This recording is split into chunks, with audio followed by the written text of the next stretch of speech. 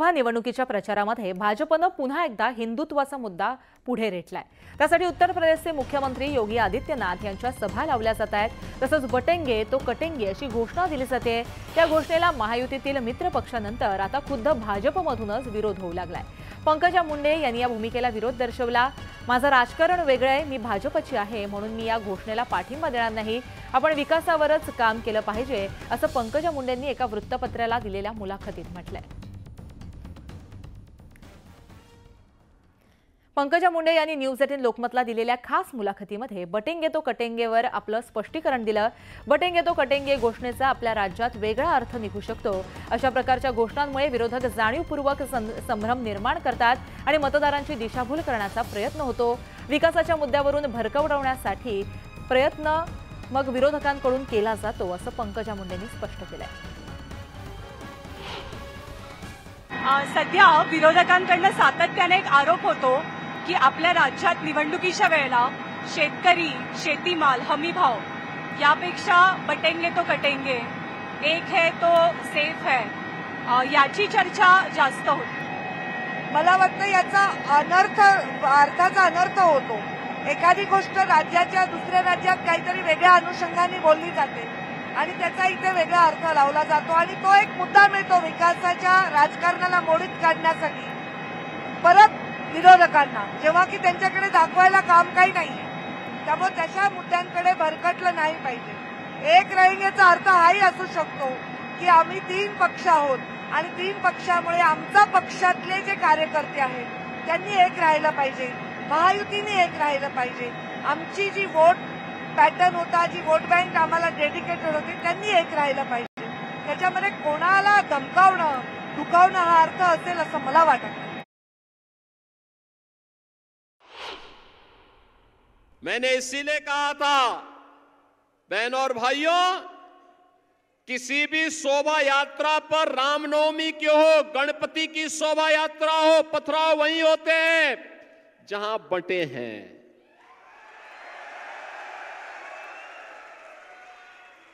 अत्याचार वहीं होते हैं जहां बटे हैं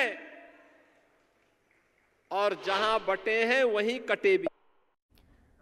तर आपल्याला प्रतिक्रिया यावर देण्यासाठी भाजप नेते प्रवीण दरेकर आहेत। प्रवीणजी, न्यूज 18 लोकमतमध्ये तुमचं स्वागत। बटेंगे तो कटेंगे या घोषणेला कुठेतरी पंकजा मुंडे यांनी पाठिंबा दिलेला नाहीये, याचा आपल्या राज्यामध्ये या वाक्याचा अनर्थ होऊ शकतो असं म्हटलं जातंय, तुमची प्रतिक्रिया? नाही, मला वाटतं बटेंगे तो कटेंगे ही एका व्यापक अर्थानं त्या ठिकाणी भूमिका गेलेली, त्यामागे एक विचार आहे, एकात्मतेचा विचार त्या ठिकाणी आहे आणि त्याच्यामुळे पंकजाताईंच्या म्हणण्याचा अर्थ तशा अर्थानं नाही। त्यांनी त्या मतदारसंघापुरतं काय म्हणाले मला माहित नाही, परंतु हा राज्यातल्या निवडणुकीच्या दृष्टीनं सगळ्यांनी एक व्हा, एक असाल तर त्या ठिकाणी सुरक्षितपणे आपल्याला त्या ठिकाणी विकास असेल, सुरक्षितता असेल, या सगळ्या गोष्टी नीटपणे करता येतील। आणि त्यामुळं पंकजाताईंनी बटेंगे तो कटेंगेला छेद दिला अशा प्रकारचं काही म्हणण्याचं कारण नाही।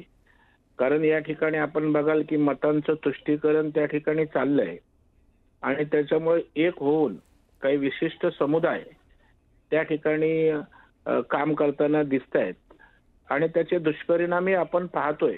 लोकसभेच्या निवडणुकीमध्ये लोकांच्या मनामध्ये संभ्रमावस्था निर्माण झाली आणि मग अशा वेळेला आपण विभागले जाऊ नये, आपण एक संघ व्हावे।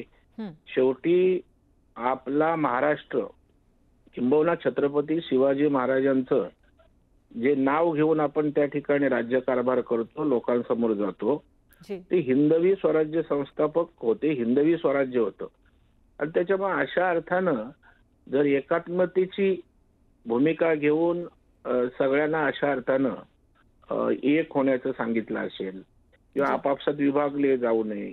आता उदाहरणार्थ राहुल गांधी त्या ठिकाणी धर्माधर्मात, जातीपातीमध्ये आणखी विभाजन व्हावं अशा अर्थाने त्या ठिकाणी भूमिका घेताना दिसत आहेत। म्हणजे आदिवासी आहेत तर आदिवासींमध्ये आणि उपजाती करा, ओबीसी असतील तर त्यांचं त्या ठिकाणी आणखी छोट्या छोट्या ओबीसींच्या जातींचं विघटीकरण करा। अशा प्रकारे वेगवेगळ्या जातींमध्ये उपजाती आणखी त्या ठिकाणी गटतट हं. जी प्रवीणजी, मात्र हां अशा प्रकारची जी विभागलं जात आहे ते विभागलं जाता कामा नये असा त्या ठिकाणी मतितार्थ आहे. आणि त्याच्यामुळं एका व्यापक अर्थानं बटेंगे तो कटेंगे आणि एक आहे तो सेफ आहे अशा प्रकारची भूमिका आम्ही किंवा आमच्या पक्ष नेतृत्वानं त्या ठिकाणी निवडणुकीच्या दरम्यान लोकशाही करता ताकद देणारी अशा प्रकारची ती भूमिका आहे. आणि मला वाटतं पंकजाताईंच्या भूमिकेचा विपर्यास त्या ठिकाणी होता कामा नये. बर, पण या सगळ्या पार्श्वभूमीवरती त्यांनी एक चिंताही व्यक्त केली आहे. या घोषणेमुळे कुठेतरी विरोधक संभ्रम निर्माण करू शकतात आणि राज्यात याचा फटका भाजपला बसू शकतो अशी चिंता त्यांनी व्यक्त केली आहे.